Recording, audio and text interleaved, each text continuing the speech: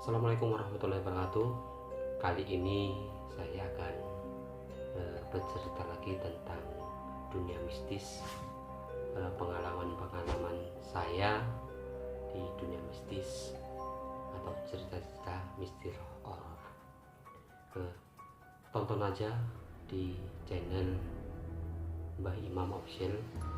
Bagaimana keseruannya, tetap saja pantengin terus, jangan di skip, hanya di channel Mbah Imam Official.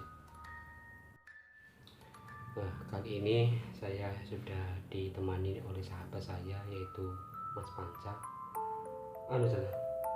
Apa kamu punya cerita horor atau mistis? Kalau saya sendiri untuk cerita mistis sih tidak pernah ketemu langsung.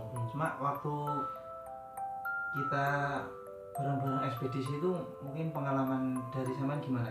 Apa ada penampakan seperti apa waktu kita ke pemandian keramat waktu itu? Gini teman, waktu itu saya sama Mas Panca, beberapa orang itu dari rumah saudara, sekitar jam 11 kita memutuskan itu bahwasannya kita berkunjung ke pemandian keramat, atau disebut di sana itu pemandian yang angker. Jadi kita sudah merembukan bahwasanya kita habis dari rumah teman, kita memutuskan bahwasanya ke sana. Nah, dalam perjalanan ini yang herannya, dalam perjalanan waktu itu kita itu pakai map karena belum tahu tempatnya, kita pakai map. Nah, tapi anehnya ketika map itu menunjukkan jalan ini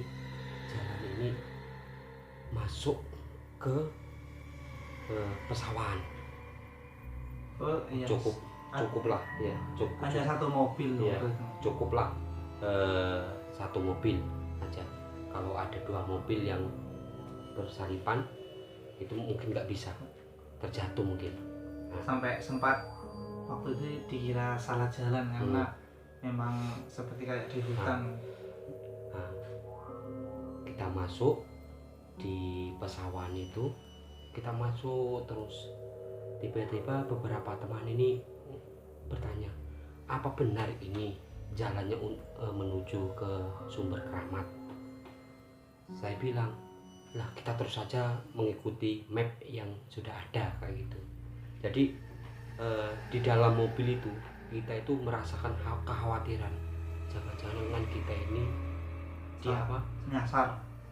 disasarkan. Iya, disasarkan, nyasar lah ya, kalau saya nyebutnya disasarkan lah gitu.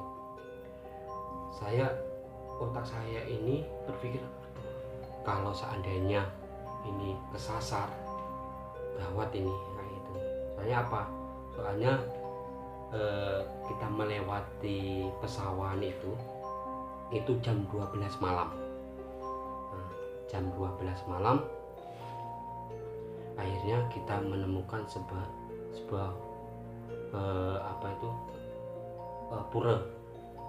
Sebuah pura ya, sebagai patokannya kayak gitu. Soalnya perdesaan itu masih banyak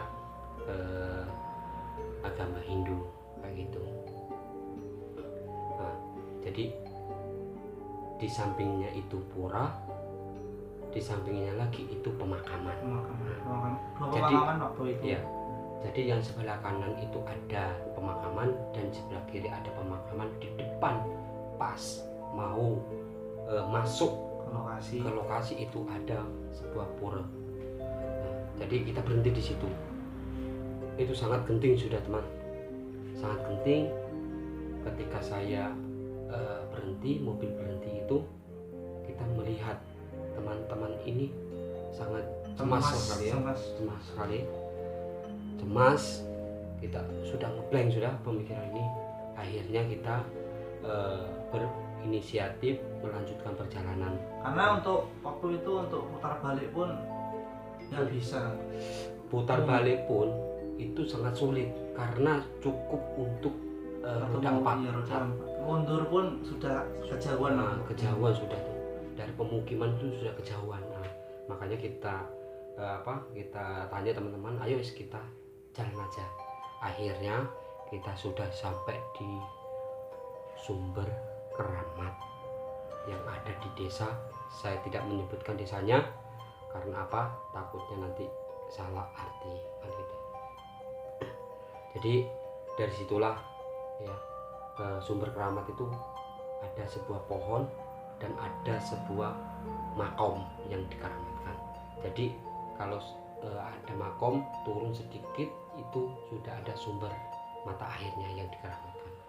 Nah, biasanya pengunjung di sana itu melakukan si ritualnya, mandi, ritual semacam itu banyak yang dilakukan. Jadi kita berhenti sejenak di situ, kita ngobrol-ngobrol, kita merokok ya, merokok dulu. Nah, habis merokok beberapa teman ini ada yang mandi, terus ada yang ritual. Orang katanya tempat mandi itu bisa juga buat untuk pembersihan diri ya. Nah, anehnya tempat pemandian itu bisa untuk membersihkan diri dari hal-hal negatif. Nah, jadi pas jam 12:30 kita mandi. Nah, ketika kita mandi itu saya sebut namanya si Wawan. Si Wawan ini dia melihat sosok perempuan di atas bukit. Jadi pemandian itu di bawah, ada bukit sedikit, disitulah Wawan ini melihat sosok wanita tersebut. Kata Wawan, gimana? Itu apa? Itu apa? Saya bertanya, apa Wan? Kayak gitu. Itu loh, ada wanita, mana? Nah, jadi si Wawan ini lainnya itu tidak melihat, Wawan sendiri yang melihat. Nah, lalu kita bergegas untuk menyelesaikan mandi. Terus kita karena salah satu teman kita membawa dupa ya, kita bakar dupa itu, kita lari ke atas sumber, kita taruh dupa itu. Dari situlah penampakan itu tidak ada. Tetapi teman, ketika kita pulang, salah satu orang itu ada yang dibuntuti sampai merinding ya. Merinding. Karena memang tempat itu sangat disakrakan oleh warga-warga situ ya. Tempat itu katanya itu udah disakralkan. Ketika sudah pulang nyampe ke rumah, salah satu teman ini ada yang mengikuti sesosok manusia yang bermuka rusak. Nah, dari situlah 2 hari dia itu diteror. Nah, diteror. Habis dibawa ke rumahnya toko orang pintar lah, katakan orang pintar di sekitar rumahnya teman saya itu. Nah, katanya diikuti. Nah, dari situlah ditanya, kamu ngapain di situ ketika kamu ada di tempat situ? Kata teman saya apa? Dia kencing sembarangan. Nah, jadi mengena makhluk tersebut. Nah, itulah makanya teman, ketika kita kemanapun, di tempat sakral manapun, di tempat yang dikeramatkan, kita seharusnya menjaga sikap sopan santun seperti itu. Jadi bagaimanapun, walaupun kita tidak melihat, tapi kita wajib untuk menghormati wilayah tersebut, karena kalian tidak sendirian ya, ada makhluk lain yang punya tempat di situ. Jadi untuk saya sendiri pun waktu saya ke sana memang nggak bisa merasakan apa-apa, tapi memang tempatnya sangat gelap dan sedikit seperti angker seperti itu. Jadi waktu itu saya nggak berani apa, cuma diam aja dan ngobrol sama teman-teman agar untuk menghilangkan rasa takut saya.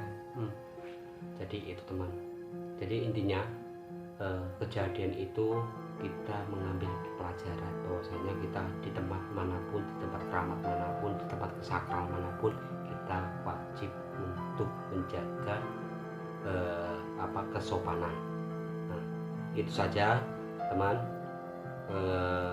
cerita pendek dari kejadian yang kita alami waktu tahun 2019 ya.